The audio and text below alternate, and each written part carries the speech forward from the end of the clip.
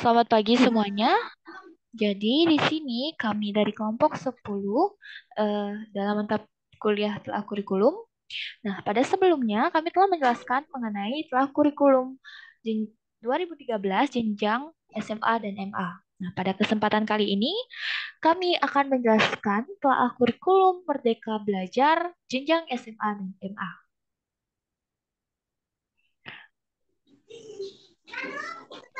Berikut adalah anggota dari kelompok ini. Yang pertama yaitu saya sendiri, Puput Virginia, lalu rekan saya Sinta Buliana Rahmawati. Nah, kali ini ada beberapa submateri yang akan kami jelaskan. Yang pertama yaitu terkait perubahan mata pelajaran.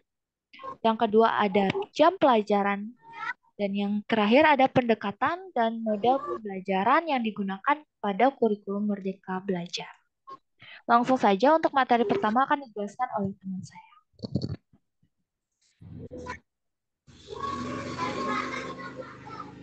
Baik, terima kasih atas waktunya. Di sini saya akan menjelaskan terkait perubahan mata pelajaran, di mana ini dibagi menjadi dua fase. Yang pertama yaitu fase E yang merupakan kelas 10 dan fase F yaitu kelas 11 dan 12. Next.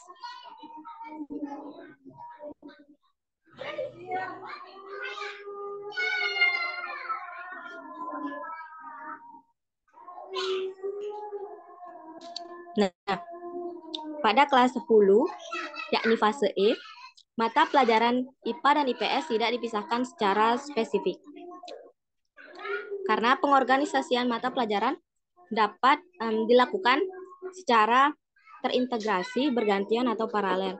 Hal ini memberikan fleksibilitas bagi siswa untuk mempelajari konsep-konsep IPA dan IPS dalam konteks yang lebih terhubung dan secara holistik. Next.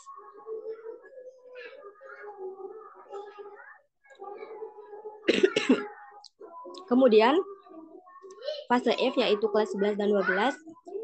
Pada fase ini baru dibagi menjadi dua kelompok utama yaitu mata pelajaran umum dan mata pelajaran pilihan. Mata pelajaran umum itu meliputi mata pelajaran inti yang wajib diikuti oleh semua siswa. Mata pelajaran umum ini mencakup bidang studi seperti bahasa Indonesia, matematika, bahasa Inggris, pendidikan agama, pendidikan Pancasila dan kewarganegaraan yaitu PPKN, serta beberapa mata pelajaran lain yang mungkin ditentukan oleh kurikulum nasional. Kemudian yang kedua yaitu mata pelajaran pilihan. Mata pelajaran ini memberikan kesempatan kepada siswa untuk memilih mata pelajaran yang lebih spesifik sesuai dengan minat bakat atau tujuan karir mereka. Siswa dapat memilih dari berbagai mata pelajaran pilihan yang ditawarkan oleh sekolah seperti ilmu pengetahuan, bahasa asing, seni, olahraga, atau bidang studi lainnya. Pilihan mata pelajaran pilihan ini membantu siswa untuk mengembangkan kompetensi di bidang yang mereka minati. Perubahan ini bertujuan untuk memberikan fleksibilitas dan pilihan yang lebih besar kepada siswa dalam menentukan jalur pendidikan mereka, serta untuk mengakomodasi minat dan bakat individu. Dengan demikian, diharapkan siswa dapat lebih termotivasi dan terlibat aktif dalam proses pembelajaran.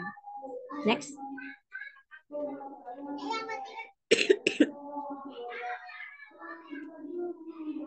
Kemudian yaitu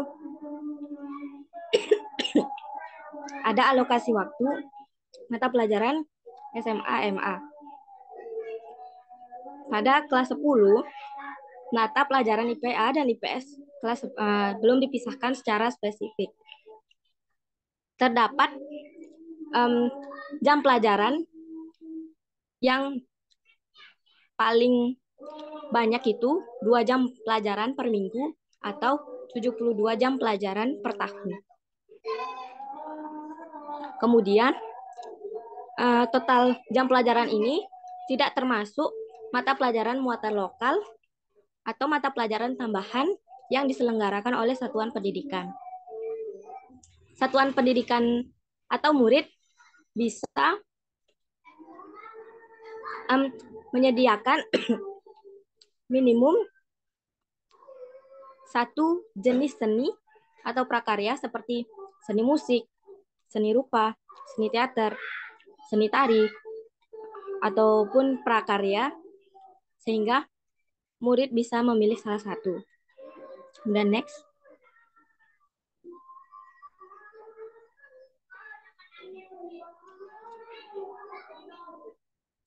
Kemudian ada alokasi waktu mata pelajaran di kelas 11. Nah, di dalam kelas 11 ini pembelajaran reguler tidak penuh, yaitu 38 minggu untuk memenuhi alokasi proyek. Sama seperti kelas 10, kelas 11 juga, di kelas 11 juga kita bisa memilih salah satu jenis seni seperti yang saya sebutkan tadi. Next.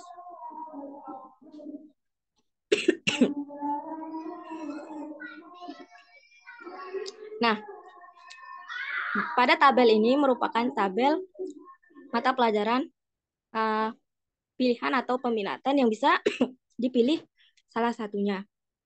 Kemudian, sama seperti kelas 10, yaitu paling banyak 2 jam pelajaran per minggu atau 72 jam pelajaran per tahunnya. Kemudian, alokasi mata pelajaran pilihan ini yaitu 5 jam pelajaran per minggu atau 180 jam pelajaran per tahun. Kemudian, tetapi total jam pelajaran ini tidak termasuk mata pelajaran muatan lokal atau mata pelajaran tambahan yang telah dipilih. Next.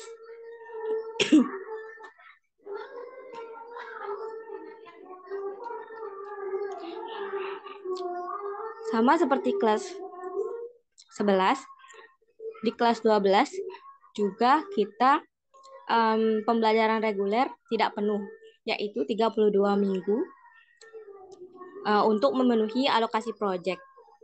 Dan kelas 12 juga bisa memilih salah satu jenis seni yang wajib disediakan oleh satuan pendidikan. Next.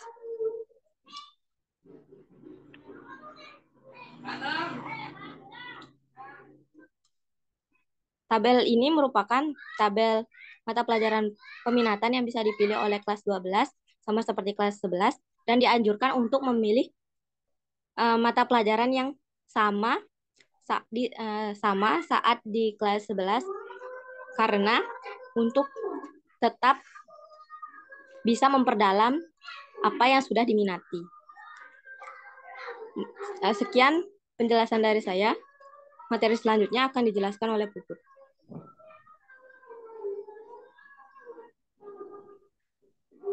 Oke, untuk materi selanjutnya mengenai adalah pendekatan pembelajaran.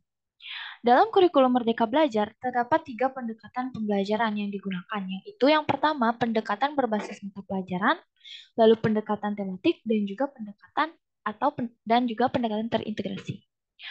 Yang pertama yaitu pendekatan berbasis mata pelajaran. Nah, pada pendekatan ini, mata pelajaran diintegrasikan dalam kurikulum dengan tetap mempertahankan substansi dari masing-masing mata pelajaran.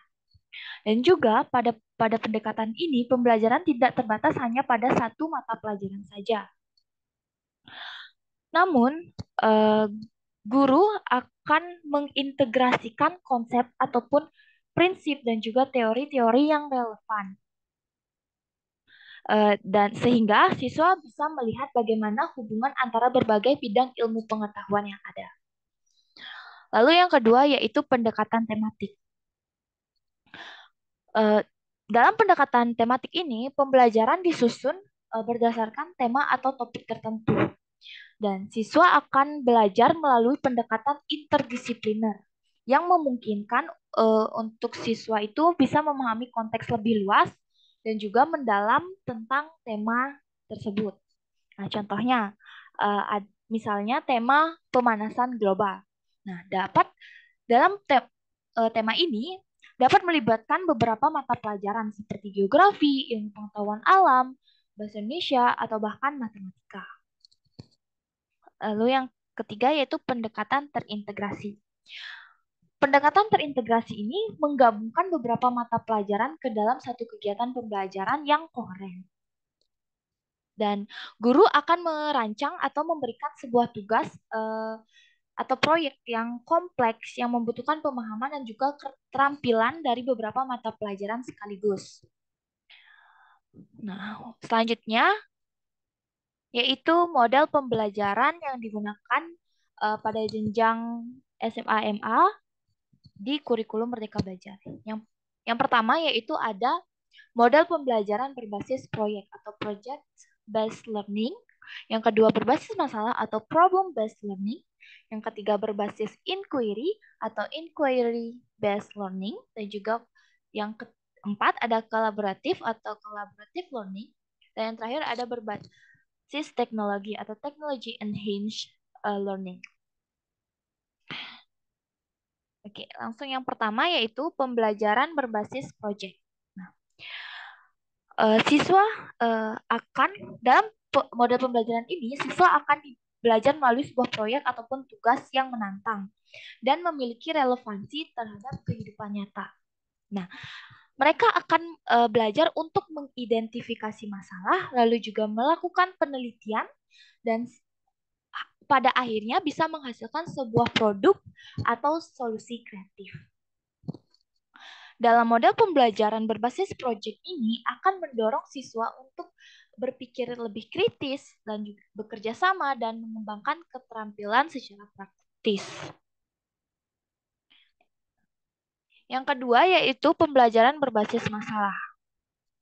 Nah, pada model pembelajaran ini, siswa akan diberikan masalah nyata atau situasi yang kompleks yang memerlukan pemecahan masalah. Dan mereka akan belajar melalui eksplorasi mandiri, melakukan penelitian, dan juga kolaborasi.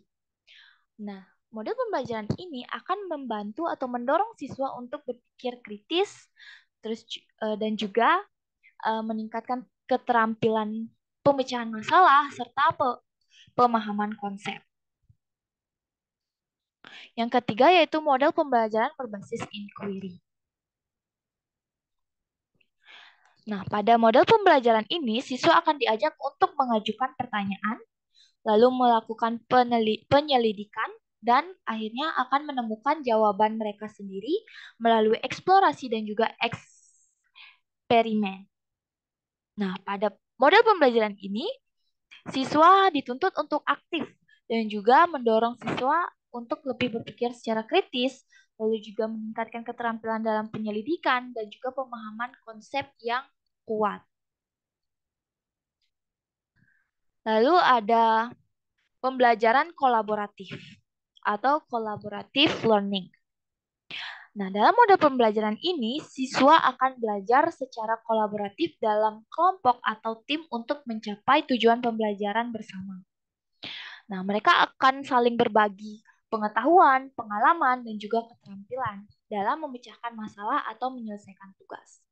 Nah, dalam model pembelajaran ini, siswa akan lebih banyak berkomunikasi dengan satu sama lain, lalu juga meningkatkan kemampuan untuk bekerja sama, dan juga menghargai perbedaan pendapat yang ada dalam tim tersebut. Dan yang terakhir yaitu pembelajaran berbasis teknologi atau Technology Enhanced Learning.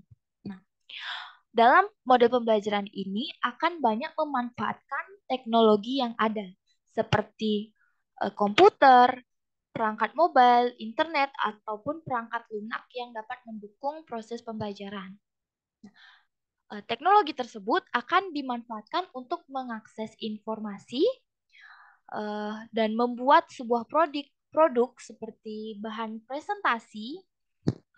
Nah, dalam model pembelajaran ini, siswa akan didorong untuk mengembangkan literasi digital, lalu keterampilan teknologi, dan juga kreativitasnya. Oke, baik. Itu tadi adalah beberapa penjelasan mengenai kurikulum Merdeka Belajar. Dari beberapa penjelasan tadi, kami bisa menarik beberapa kesimpulan. Itu yang pertama, mata pelajaran dalam kurikulum Merdeka diatur menjadi dua fase, yaitu fase pada kelas 10 dan juga fase F pada kelas 11 dan 12. Lalu yang kedua ada jam pelajaran di jenjang SMA MA pada kurikulum Merdeka Belajar ini diatur per tahunnya. Paling banyak 2 jam pelajaran per minggu atau 72 jam pelajaran per tahun. Dan yang terakhir yaitu pendekatan dan juga model pembelajaran yang digunakan dirancang untuk meningkatkan kemampuan berpikir kritis dan juga meningkatkan kolaborasi antar teman atau antar sesamanya. Baik itu tadi penjelasan mengenai teori mengenai telah kurikulum Merdeka Belajar jenjang SMA dan MA. Kami ucapkan terima kasih sudah mendengarkan dan sampai jumpa.